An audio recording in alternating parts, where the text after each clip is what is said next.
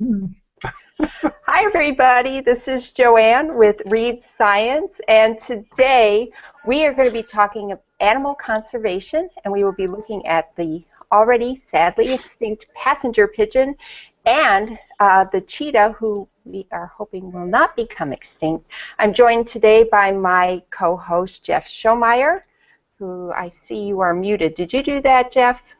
Yep, it's fine. Okay. And so joined here by Jeff and very special guests from California. We have our very first return guest, Suzi Eszterhas, who is a wildlife photographer, and also Dr. Laurie Marker, who is now sitting in Namibia as we speak. And I will introduce these two ladies after I briefly introduce a couple gentlemen from Chicago who are on Team Passenger Pigeon. And this is Joel Greenberg, an author of a book called Feathered River Across the Sky, and documentary producer David Mrazek. And Jeff will do a fuller introduction of these gentlemen. Right now I'd like to have everybody just say hi really quickly, and I will do a fuller introduction of the ladies. Hi, everybody. Hello. Happy to be here. Pleased to meet you. So thanks for everybody for tuning in. And right now I'm going to just actually read your book blurbs, ladies, if that's all right. So Dr. Laurie Marker is the founder and executive director of the Cheetah Conservation Fund and has been studying cheetahs since 1974. She was one of the scientists that collaborated on the landmark discovery of the cheetah's reduced genetic diversity and began her research on cheetahs in Africa in 1977. After setting up the Cheetah Conservation Fund in 1990, she moved to Namibia in 1991 to develop an international center for cheetah research and education. In 2000, she was honored as one of Times Magazine's Heroes for the Planet and has received many other prestigious awards, including the 2010 Tyler Prize for the Environment and the 2013 ICCF Good Stewardship Award by the International Conservation Caucus Foundation in Washington, D.C. Wow, by intimately living with and studying cheetahs for nearly 40 years, Laurie's perspective adds depth of understanding of cheetahs is matchless. She holds a doctorate of philosophy from University of Oxford in the United Kingdom. So Laurie, we are so honored to have you here. And just by reading your book, I can tell you have such a breadth of knowledge about the entire species. So we're really glad you could join us. Well, thank you. It's lovely to be here, and hope everyone wants to read our book. It's just beautiful, and it was fun to work on as well. A Future for Cheetahs, and it's a different book, I think. It's something that talks about hope, what we know about the cheetah, and what the hope is for them. Yep, and this beautiful book would not be possible without Suzi Eszterhas. And she is a professional wildlife photographer based in California. She specializes in documenting the family lives of endangered species and is well known for her unprecedented work with newborn animals. Her images are published in books, magazines, and newspapers all over the world, including, well, if I read this list, we'll be here all day. Everywhere you can find animals, Suzi's pictures are published. She is the author of a children's book series of 8 titles about wildlife called Eye on the Wild, and that's why we had you here last time, Suzi. In fact, my 18-year-old daughter, she said, "Oh, that book must be by the lady who did the baby animal books." She remembers you. So anyway, Suzi has won numerous awards and is represented by the world's leading natural history agencies. She's on the road for many months a year, undertaking commissions and leading instructional photography tours and workshops everywhere, from the poles to the tropics. So as we said, welcome back, Suzi. Thank you for having me again. It's a pleasure.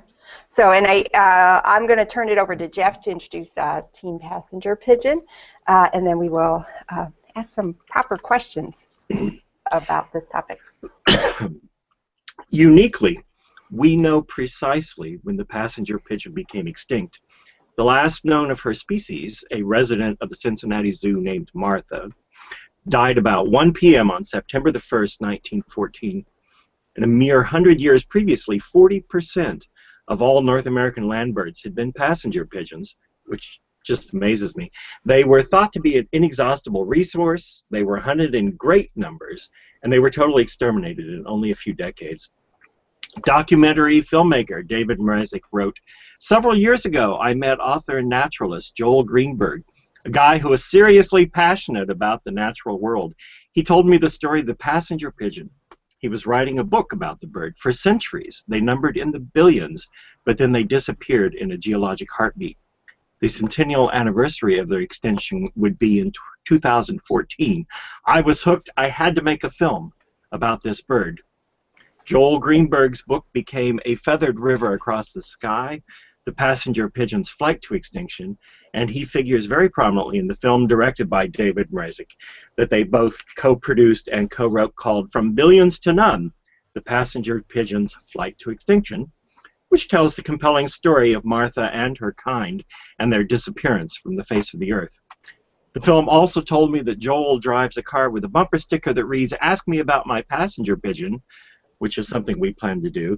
We're very pleased to have both David Mrazek and Joel Greenberg joining us today from Chicago. Welcome, guys. Thank you. It's very nice to be here. Thanks very much. It's an honor. And now, Joanne, get us started on this conservation topic.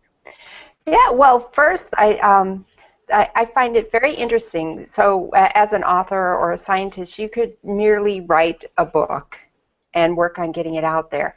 But both of you have ended up working with artistic people, with a photographer, with a documentarian. So I'd love to hear how you met and how the collaboration started, and what you feel the role of this extra element adds to your message. So I'll start with Team Cheetah, if that's okay.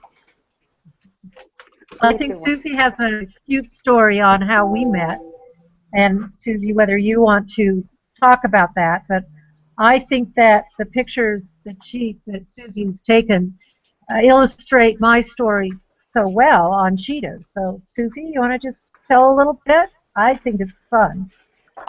Yeah, so when I was, our journey together started quite a long time ago. It was about 10 years ago. And I had a dream of photographing a cheetah family following some cubs from infancy to adulthood. And so I contacted Laurie, of course, because Laurie is the leading expert on cheetahs. So you look for cheetah researcher, and it leads you to Laurie. So I went, she was having an event, and I essentially just went to her event and stalked her. And I did. I waited all night to talk to her. She's a very busy lady, of course.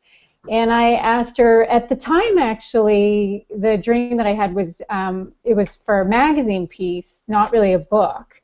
We kind of decided on the book project a little bit later. And we decided, it was great because she, to her credit, really believed in me. I was just this young woman who was like, yeah, I want to go to Africa and photograph cheetahs. And I had spent a lot of time in Africa prior to that, so it wasn't that outlandish. But so we decided to start this journey together, and I wound up going and working in Kenya. So for most of the photos there, I worked on my own in a bush camp for about 3 years and just followed various different cheetahs. And then, of course, I visited Laurie in Namibia a few times to photograph her with her cheetahs and her doing her conservation work. So that's kind of how we kind of came together. It's been a great friendship and also a great collaboration and a long period of working together. And then I think a lot of it culminated around we did an article together in the Smithsonian that highlighted some of the pictures that Suzi had taken, and that started us launch into really, well, why don't we pursue this more? Why don't we tell the story about the cheetah? And, not just my story personally, but the story of how I see the future the cheetah can go. And we went back and forth on that because, Suzi said, well, my pictures are beautiful, and you're this heavy scientist, we don't want to bore people with that. And I said, well, I'll try to make the words in such a way that will will highlight. But I think there's a lot of pretty picture books out there. And I think what makes our book different is the fact that we have a story to tell, and it's not somebody else's story.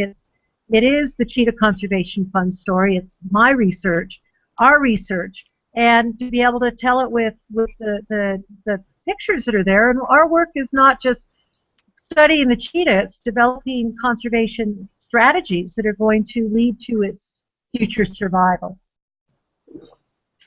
Well, you give us, Laurie, a big picture, if you'll pardon the pun, and the pictures do more than just illustrate that. The whole book together gives us a very large panoramic look at the idea of conservation, how, beyond sort of belly aching about not killing these animals, you tie in lots of things that I hope we have a chance to get to that have to do with the education of young girls, farmers living with things, sustainable living, so many things that come together with beautiful pictures that help tell the story and digestible but scientifically precise text. That's an achievement, I think. Thank you. Suzi and I are both very proud. So. Yeah, we are. And we heard a little bit about the beginning of Joel and David's collaboration. In fact, I was curious because my impression was this book about the passenger pigeon was written, and you wrote it so that its arrival, its release would coincide with the 100th anniversary of the death of the last known passenger pigeon. So I sort of thought the book came out first, and then this documentary was made based on the book. But I heard you reference David in the book from the thing. So I'm curious the timing of how your collaboration began. Well, the collaboration began some years ago, even before this, and maybe David can talk about. He initiated it in a different context. So I sought out Joel because of a book he wrote several years ago called The Natural History of the Chicago Area, the Chicago region, and it's this really great, comprehensive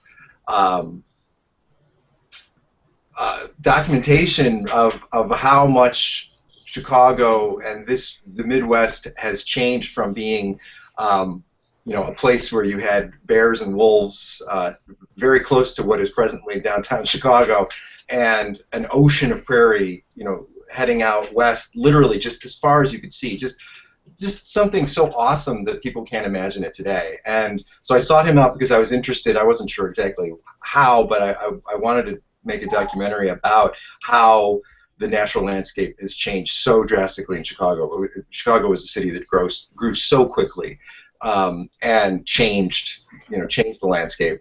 And so I started filming him at various remnant prairies around here, little slivers of prairie that haven't changed for thousands of years, that most people don't know about, that still exist. And then he got a contract to write a book on the history of the passenger pigeon, and asked me if I thought it was an interesting topic for a documentary, and I said absolutely. And then that began our collaboration on the film. So really, his writing of the book and the making of the film was concurrent. Since we're talking about visuals and the science together, one thing that was very striking in the film was, and could you recount for us John James Audubon's encounter with a flock of passenger pigeons, what he saw, and then tie that to the remarkable animation, which is just one of the many that you were able to use in the film. So yeah. Effective. Sure. There are many accounts of passenger pigeons darkening the skies and over the major cities of eastern U.S. and Canada. You don't have to go to remote areas. One account that is arguably unique because it doesn't talk about darkening the sky for hours, but for 3 days.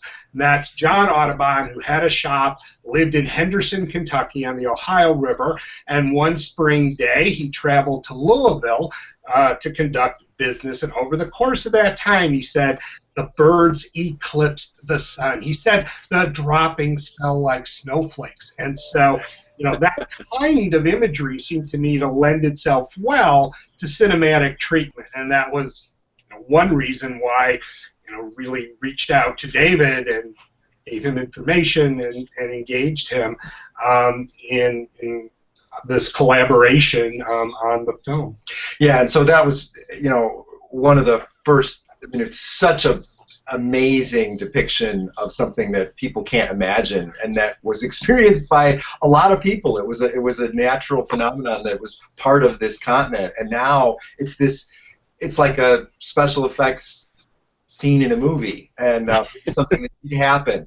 And so I realized we really wanted to depict that. The challenge was to be able to do it with a limited budget, because it was a challenge to raise enough to do justice to it. So I sought out a media arts academy here in Chicago that is teaching young people animation, among other things, filmmaking, and they were really interested in creating, as part of classroom activity, this phenomenon which you see in the film. So we actually took high-resolution photographs of some specimens from the Peggy Notebart Museum here. There are a lot of specimens that exist in museums across the country and in places around the world, and took one, cloned that using software that they created for Finding Nemo, with all the fish, the schools of fish in that film, and then we came out with this pretty amazing depiction of Audubon's, what it might have been like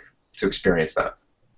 Well, we humans seem to have this problem imagining how the numbers line up, how we could have any impact at all. People at the time you reported, are writing about how you could never kill off the passenger pigeon. There are so many billions of them. It is just impossible. And yet we have the fact that passenger pigeons have maybe one chick a year, maybe two. This is not sustainable. And when you kill them by the tens of thousands, and I was shocked when you tell me that worldwide today we kill, 11,000 sharks an hour. It's like, how can there be so many people killing so many things? How do we get people to realize that this number may be huge, but this number is also huge, and we can wipe these things out? Well, the pelagic fishing, I think, is a very good contemporary analog to the pigeon, and it really there's a factor in common in both of those. Prior to 1900, there was no federal law in the United States to protect the commons, to protect migratory birds. States could do it, but another state might not. Concomitantly or similarly, with the open oceans, no sovereign can dictate regulations. So there has to be agreement, and as Dr. Worms in our movie says, there is an example of the world agreeing, and we have to hope that that attitude might still exist in saving life in the seas. And Laurie, I'd love to hear what you have to say about cheetahs, because there's not a billion cheetahs, but there were more. There's only 10,000 cheetahs in the world right now. And in the 1980s, the farmers in Namibia killed about 10,000 cheetahs in 1 year. We've seen a decline of the population from about 100,000 cheetahs to 10,000 in the last 100 years. So it's been a 90% decline, and primarily it's all at the hands of humans. From these days, it really revolves around human-wildlife conflict. The fact that farmers perceive cheetahs and other predators to be a threat, that the cheetah is a daytime hunter, is seen by farmers as it's not an aggressive animal, and it's easy to track down, it's easy to catch, and it's easy to kill.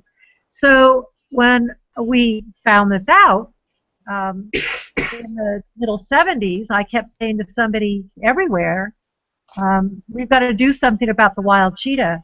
And with that, that's why I really set up a foundation, was to work with the people on the ground who were perceiving this animal to be a threat and thinking that there were thousands of them. And from that, have helped educate our country of Namibia, many of the other range countries throughout Africa, and people worldwide, that here the fastest land animal, the cheetah, has a very, very small number remaining. And those 10,000 are found through 24 African countries, and the last remaining of the Asian cheetahs are found in Iran, where there's only about 40 to 70 of them. So we're talking about very small pocket populations, many which are probably breeding to extinction. And from that, we don't want the cheetah to go by way of the passenger pigeon. The cheetah is a part of the Migratory Species Act now. Thank goodness there is a international act, but it still doesn't actually stop people from killing the cheetah. So what I always say is we have to change the world very rapidly if we're going to save animals like the cheetah and many of the other endangered species that are on Earth and very special to most of the people who are aware of them. But most are not aware of these threats, and the threats are not within people's minds, and yet in Africa they are, and they are changeable through a lot of education. But today in the world we've got 7 billion people. Our sub-Saharan African population, where the cheetah lives, are about 1.2 billion people, and that population is going to expand exponentially in the next coming 20 to 30 years.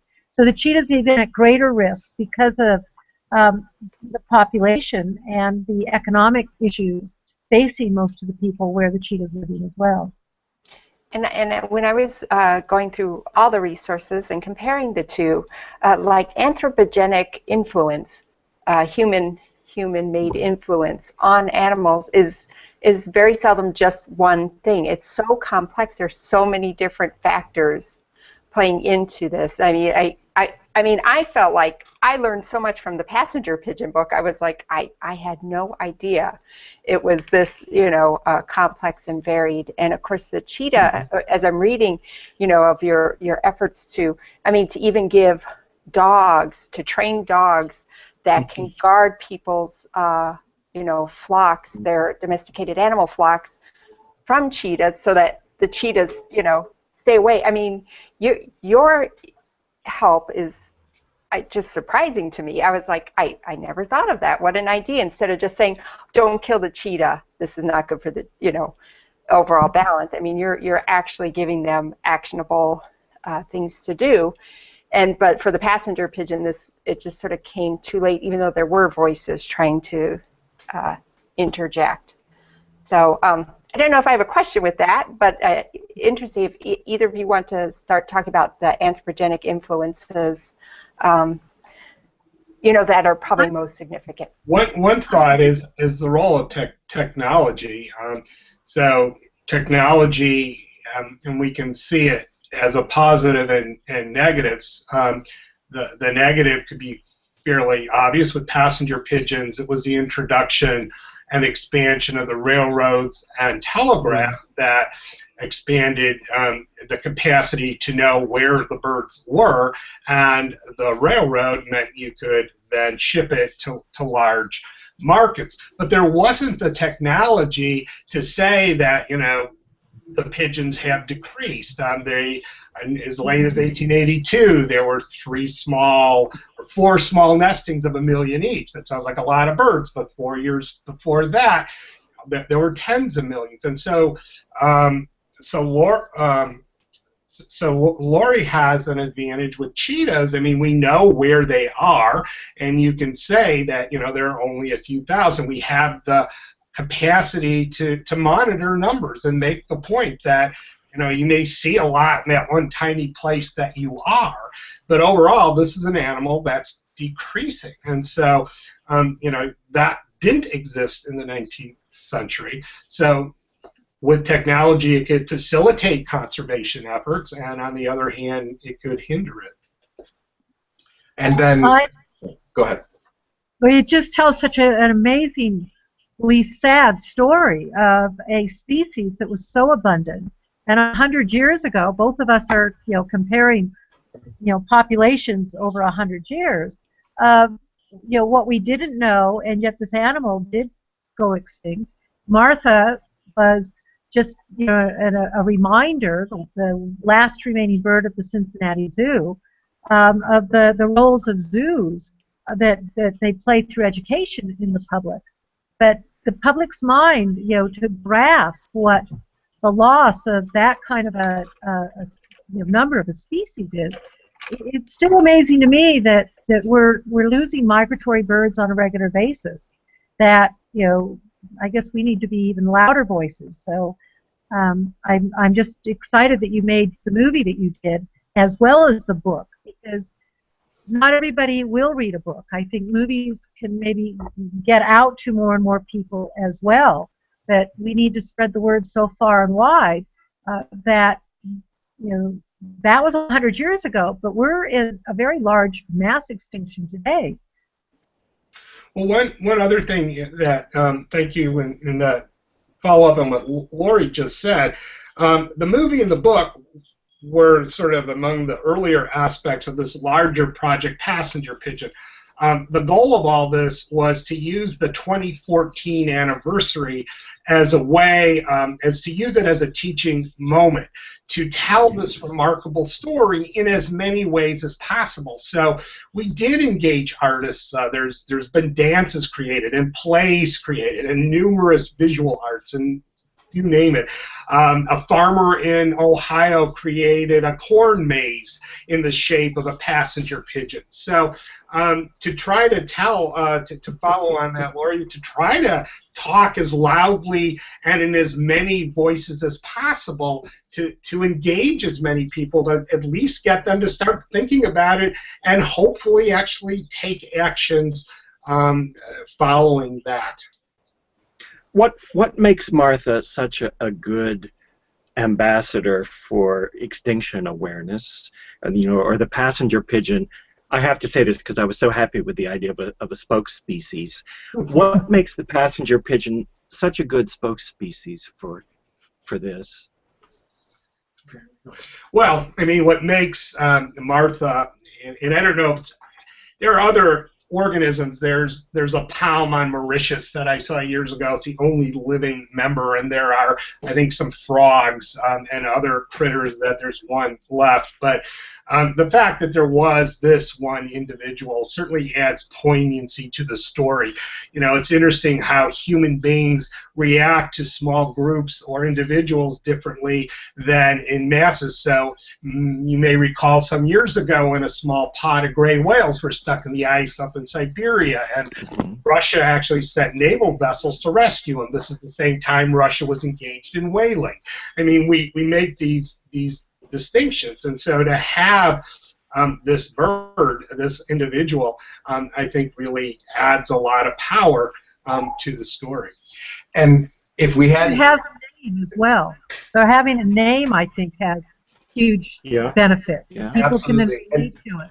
Especially the name, named after Martha Washington. I mean, it's such a strange juxtaposition. And then there was George. There was Martha and George died a couple of years earlier.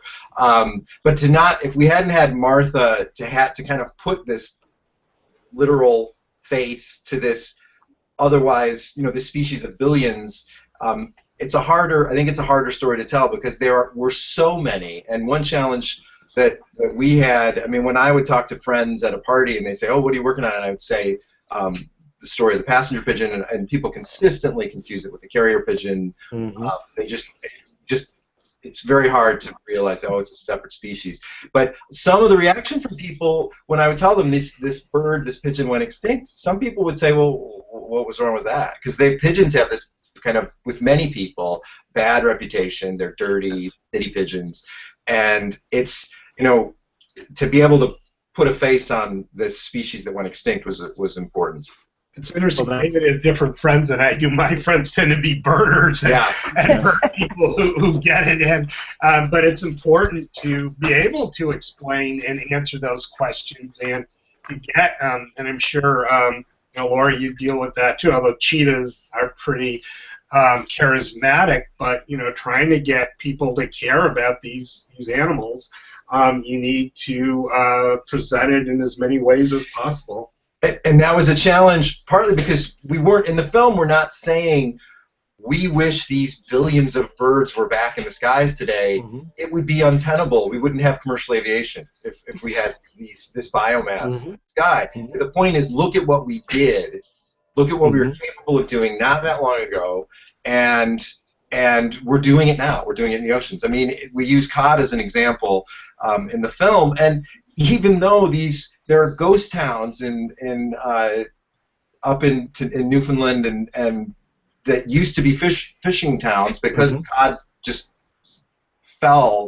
depleted so badly so quickly, cod fishermen, now that they're seeing, oh, there are areas in the North Atlantic or in the Mid-Atlantic that are showing revived fish, they're just a few areas, and they're once again pushing. We need to be able to fish the way we were fishing before, or without these limits. And it's like, don't they see that you've got to be more responsible about your fishing? Yeah, I think a lot of what I feel with that, and we tried to put it in our book as well, is that, you know, it's sad. The cheetah is the fastest land animal, but the majority of the world thinks it's a leopard. So most people don't even know what it is. And then with that, you know, most people they don't think about the animals the same way, obviously, I do, and we all do, and spending the time that we do. We're very, very unique and lucky that we have these opportunities. And yet I think that really people aren't going to change unless we get policy to change and we get consumers and businesses to all tie in together. And as much time as we can spend saying, look at the problem, I think we need to spend so much more of our time saying the solutions are actually the people who are the problems. And with that, we've looked at certification. We believe that consumers should know what they're buying and how they're involved in the choices that are actually causing many of our species to go extinct. And cheetahs are a predator, and predators eat meat, and so do humans. And yet, I don't think most people tie in the fact that most of the meat that we eat are killing all of our predators. And yet, we don't want people to be astonished. What we want them to do is to support ecosystem-friendly stewardship farmers. So, again, people are problems, but I think that we need to be directing ourselves into finding solutions around these horrible problems that we just are facing. And, Martha is just a prime example of the fact that we've got to go a different way. Well, this is a vital part of what Suzi photographs are doing in this book, right, Suzi, is showing us, instead of writing about the cheetah, you're showing us individual cheetahs. We see families, we see cubs, we see identifiable animals who are individuals, and we respond more readily to that, don't we? Right, and actually, before you say something, Suzi, this picture, I don't know if you guys could appreciate this through this media. Yeah. The lone cheetah sitting here, and it said, "Where did all the prey go?" And I immediately got shivers, and I mean, because this image, just captured that, little headline there. Where did all the prey go? So what is the cheetah going to eat? But the solitary cheetah sitting there is beautiful. What an image! I mean, this whole book is just packed with amazing photos. But yeah. Well, as I'm sitting here listening to you guys talk, one of the things I'm thinking about is that, we haven't mentioned yet prey loss, and one of, in East Africa, that is the biggest thing that's affecting cheetahs is prey loss and habitat loss. And so for the cheetahs I worked with in East Africa, it's very different than Laurie's cheetahs in Namibia, where she's dealing mostly with livestock farming. But in East Africa, we're dealing with, one, pastoralists, but two, also people who are still doing a lot of hunting for meat. And there's a huge commercial meat trade in the areas where I worked. I remember, you talk about the passenger pigeon clouding the sky for 3 days. The first really big wildebeest crossing that I saw in the Masai Mara, I was over the moon because it was 3 hours long, and I'd heard that most crossings were 20 to 40 minutes, and the crossing I saw was the first of the season. It was a feeding frenzy with crocodiles. It was 3 hours long, and I was so ecstatic. And I saw an older gentleman that I was friends with that night, and he said, 3 hours is great. This used to go on for 3 days. We had crossings. That would go for 3 days solid, and I just couldn't fathom it. I could not fathom the numbers that they used to have. And I think for cheetahs, you know, when I was working with these cheetahs, taking pretty pictures is the best part of my job, and I love doing that. And being with a cheetah from sunrise to sunset for months and months with the same cheetah is a really very profound experience. But what's also equally as important is, you know, photographing some of the darker stuff. You know, I started to realize as I was working in the Mara, my God, poaching is going on under my nose all the time. And, you know, I'd come back to camp and the rangers would talk about catching, you know, 13 poachers on Ingarari Hill, and I'm like, well, Jesus, I was on Ingarari Hill with my cheetah family. And, you know, you don't realize as a tourist or even as a photographer living there, you don't realize how much of the prey is going with the predators as well, and how this is really, it's catastrophic. And this isn't an area where animals are supposedly protected, where there are anti-poaching teams, you know, and where tourists go and think these animals are living in this safe haven, and they're really not. So I think the imagery, obviously the imagery of the beautiful imagery is the most powerful to pull people in, because that's how you get them excited. Let's just face it, if we had a book about poaching, it doesn't sell very well, right? But to try to create some beautiful images that do move people, and then also, you know, to bring in some of the other aspects as well. Some of the touching photos of Laurie's with her ambassador cheetahs, you know, knowing that these cheetahs can't ever be returned to the wild, so now they're educational ambassadors. The photos of the dogs that are protecting the cheetahs, you know, it's all a big part of the story. One of the most heartbreaking photos I saw was, I think it's out of South Africa, could even be Namibia, with a white rhino, and there are three guards, 3 armed guards. Yeah. I mean, any animal that requires 3 armed guards to keep it safe has a lot of problems facing it. And, you know, that image to me really said a lot. You know, at the end of the day, the poachers can probably outgun the 3 guards or pay them off. But, you know, you're right. There are these, you know, other factors. There's at least 4 principal anthropogenic causes of extinction currently, and between probably cheetahs and passenger pigeons, you know, all but maybe pollution or something, are involved. So, you know, there are different degrees of complexity in trying to unravel the causes. But even abundant things can disappear in a heartbeat, and so something like cheetahs can go even quicker. And to Laurie's earlier point about how we've got to get through to people to make people realize they're part of the problem, we don't want necessarily to make people feel, you can't just play the guilt card, but you have to, part of it, I think, is people feeling like it's such an insurmountable, not so much with, maybe not so much with cheetahs, because there are very specific solutions, but with you know, species extinction overall, and climate change, it just seems so overwhelming to people. But they have to realize people can make a difference. And look at McDonald's, their announcement just recently. They're going to, as a result of films like Food Inc. and much more awareness about how much antibiotics are being fed to cattle, they're changing the way they're going to be growing the beef that they are going to be serving as food. I mean, and it'll affect public health in terms of antibiotic resistance. I mean, there are a lot of other issues that still need to be worked on, but people can make a difference, and if enough voices are brought to bear, things can change, even things that people feel like are insurmountable. You know, I have a photographer friend who talks about how people are becoming more imagery literate with social media and Instagram and things like that, and I think it's very true. The power of imagery has never been greater. And, you know, I just the other day watched India's Daughter, which is a very powerful BBC film about women's issues and rape in India. And things like that really do, I think, have the power alongside with, you know, researchers and experts. I think there's an incredible amount of resources that we can use to change the way people think about that.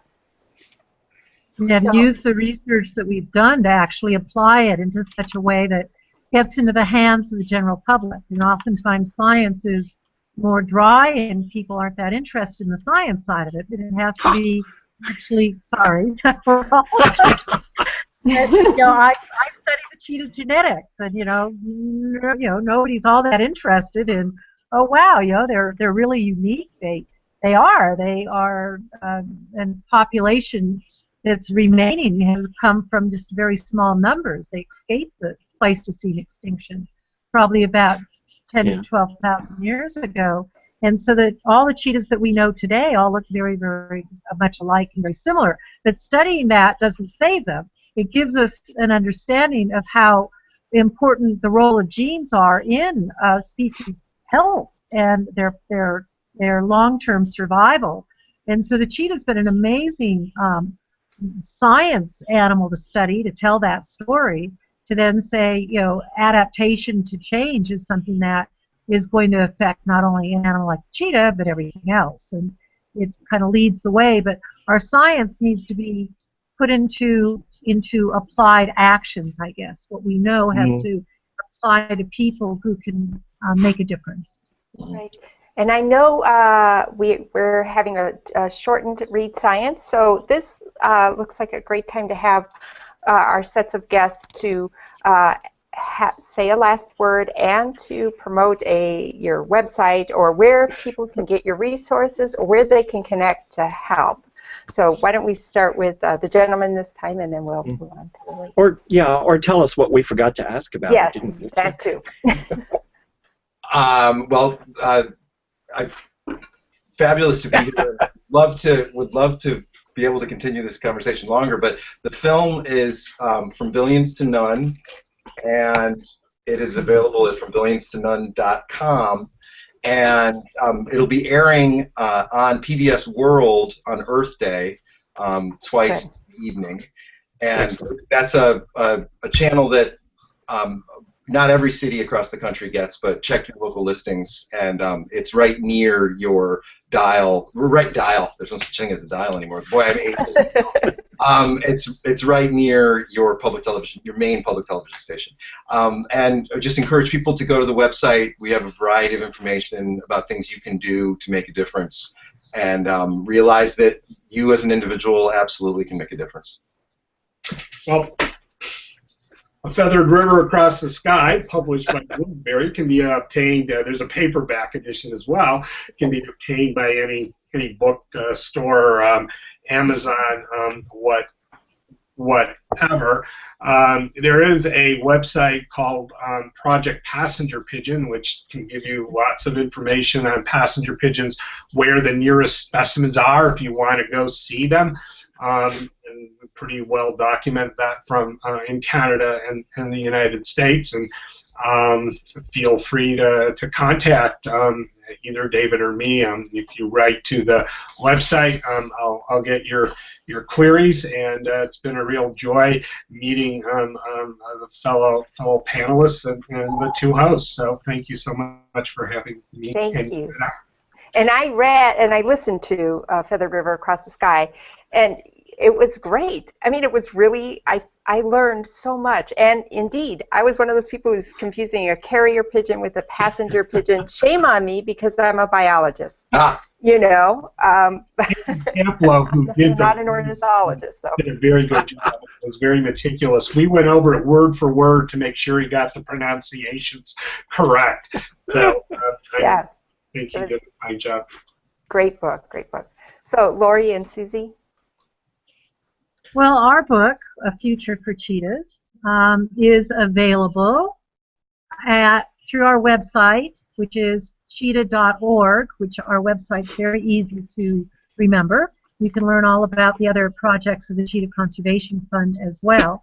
The book is also available through Amazon, so A Future for Cheetahs. And just to let people know, in the U.S., I live in Namibia. People are welcome to visit us in Namibia at our Research and Education Center. So we welcome you. You can learn about all of our livestock guarding dogs and habitat and wildlife projects to save cheetahs. But also, I travel to the United States a couple times a year, and next week I will be heading to the United States, and I'll be in maybe a city around some of you during my travels. So I know I'll be in New York and Washington and California, and places in between, Texas, Oklahoma. So I'd love to meet anybody who's interested The book is A Future for Cheetah, and it's got some of the most beautiful pictures in the world, and you can learn all about this most amazing, fastest land animal. That's wonderful. Suzi, do you want to add anything? Yeah, I think just one thing that the book is also a fundraiser for CCF, which we're very proud of. So it's helping save cheetahs if you buy the book. And the other thing to mention too, I'm doing a special photo tour to South Africa and Namibia in 2016, and as part of it, I'll be taking a group of small photographers to Laurie's place in Namibia to get behind-the-scenes access with her cheetahs and running cheetahs. So it's a really great opportunity for people who are interested in big cat photography to join me in the field and to meet Laurie at the same time. And that is, the information is on my website for that tour. Okay. Well, so thank you. My thanks, Joanne, and then over to you. But just thanks everyone immensely for being here and having such a lively start to this conversation, which could go on for so long, and we hope that we find ways to continue that. Thanks very much, Joanne. Yep, and I extend my thanks too. You guys are really good sports at all the planning, trying to get all of us together at once. But really, I hope we drive the point home that it's important to be aware of, what's happening with our ecosystems and Americans. I think of the passenger pigeons, I think of Americans, but those are Canadians too. But humans' role in, what we are doing. So thank you so much for all that you do and all the information you're putting out there in many different ways. And I'm really glad you guys could join us. Thank you so much. Thank you. And thank you to our audience for joining us. And this will be up on YouTube forever and ever, or as long as Great. YouTube lasts. Thank you. Okay. Thank you, everybody. Thank Thanks you. for joining us Bye-bye. on Read Nice Science. meeting you all. Bye. Bye. Bye.